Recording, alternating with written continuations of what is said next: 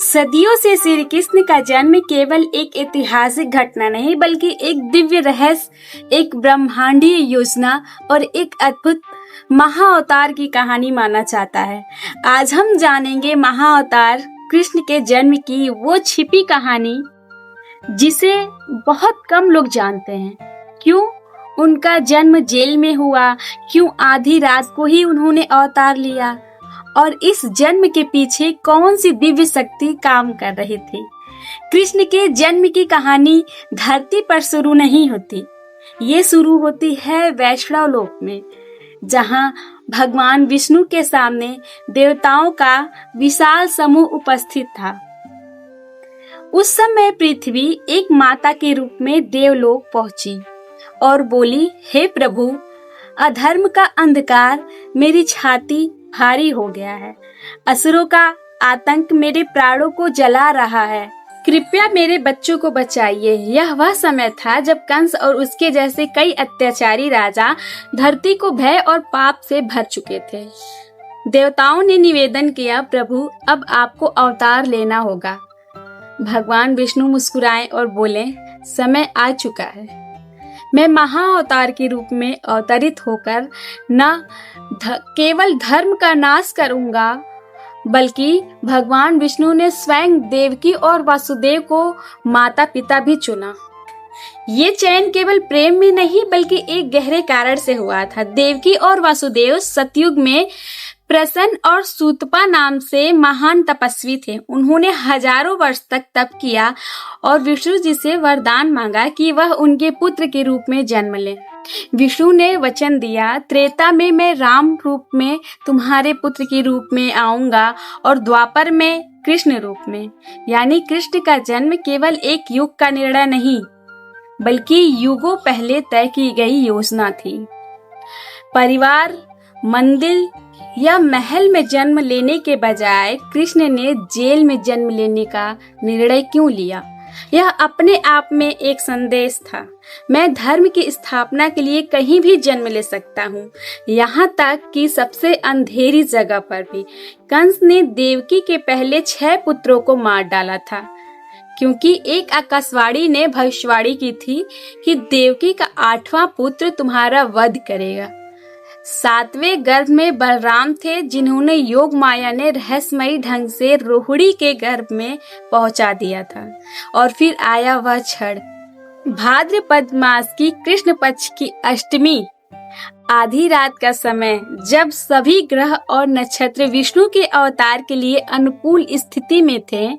आधी रात को अंधकार के बीच जेल में कोठरी में अचानक एक दिव्य प्रकाश फैला। वासुदेव और देवकी ने देखा, उनके सामने 4 भुजाओं वाले विष्णु जी खड़े हैं, शंख चक्र गदा और पद धारण किए हुए।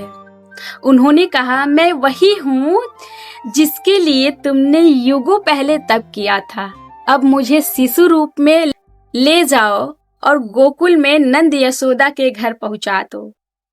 जेल के दरवाजे अपने आप खुल गए, पहरेदार गहरी नींद में सो गए। यमुना नदी का जल वासुदेव के कदमों के लिए रास्ता बनाने का बाट बट गए और इस तरह कृष्ण का गुप्त स्थानांतरण हुआ।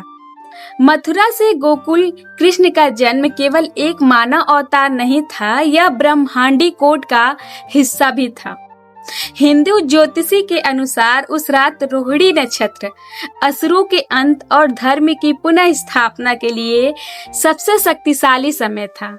यह समय केवल एक दिन में कुछ घंटों के लिए आता है और अगली बार ऐसा संयोजन हजारों वर्षों बाद होता है। इसलिए कृष्ण का जन्म समय यादृच्छिक नहीं बल्कि ब्रह्मांड द्वारा नियोजित था। बहुत कम लोग जानते हैं कि कृष्ण के जन्म में योग माया की भूमिका कितनी महत्वपूर्ण थी। जब वासुदेव ने कृष्ण को गोकुल पहुंचाया तो उसी समय नंद के घर एक कन्या योग माया का जन्म हुआ था। वासुदेव ने कृष्ण को वहां रखा और कन्या को वापस जेल ले आए। जब कंस ने उस कन्या को मारना चाहा तो वो आकाश में चली गई और बोली, अरे मूर्ख, तेरा संहार तो पहले ही जन्म ले चुका है। योग माया ने न केवल कृष्ण की रक्षा की बल्कि उनके जीवन के हर महत्वपूर्ण मोड़ पर अदृश्य ढाल की तरह कार्य किया। कृष्ण का जन्म आधी रात में अंधकार में हुआ।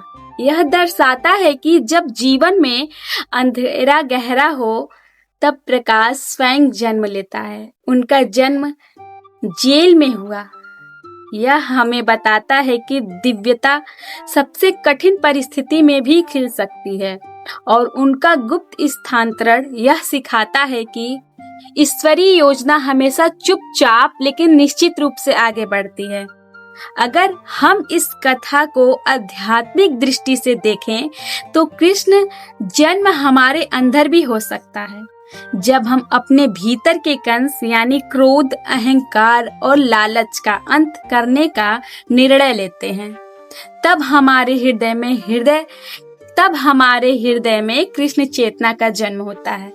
यह जन्म बाहरी नहीं बल्कि एक अंतर यात्रा है। महाअवतार कृष्ण का जन्म केवल 5000 साल पुरानी कहानी नहीं है। यह एक जीवंत संदेश है कि प्रेम, सत्य और धर्म हमेशा अंधकार पर विजय पाएंगे ही। उनकी जन्म कथा हमें याद दिलाती है कि चाहे परिस्थितियां कितनी भी कठिन क्यों न हो, जब समय आता है तो दिव्यता स्वयं उतरती है, मार्ग बनाती है और दुनिया बदल देती है। जय श्री कृष्ण।